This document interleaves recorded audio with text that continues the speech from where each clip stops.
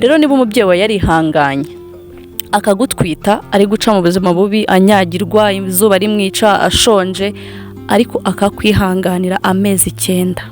Guys, amezi 9 umuntu agufite mu nda, izuba aho rije rimusanga ariho rimusiga, imvura aho iguye imusanga ariho imusiga, inzara aho yamusanze ari bumusige.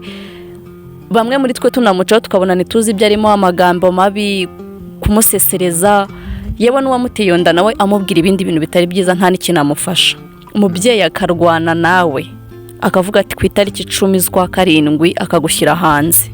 Ngewe mba numva ari ikintu gikomeye mana, kiremereye, ntashobora no kumva ukuntu nkivuga.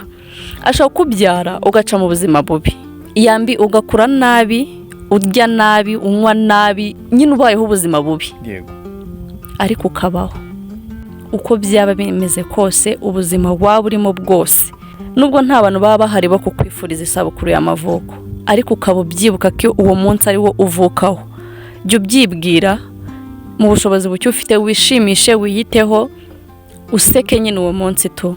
Noneho igihe kikagera muri uko gukura nabi, hakabaho igihe kigera ugeze mu myaka runaka, ugatangira kugira umuntu uvamo, ukavamo umuntu mwiza, umuntu ufite ibikorwa hanze byiza, bidukuza, bitwubaka, bituvana ahantu hamwe bitujyana ahandi.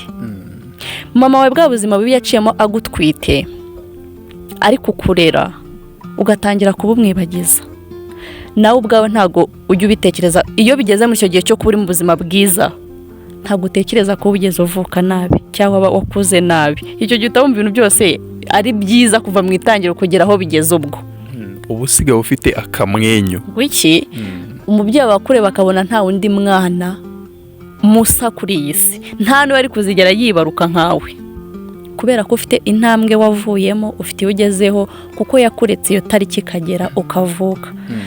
Nshuti zanjye, bantu mungana nanjye, bantu twavutse ku itariki 10 z'ukwa karindwi, ndabinginze niba mugifite ababyeyi banyu hafi bemeye bakababyara, ndabinginze basi mubabwire murakoze, nubwo nta kindi kintu mwamufite cyo kubaha, ariko mubashimire ko bakoze ikintu nyacyo.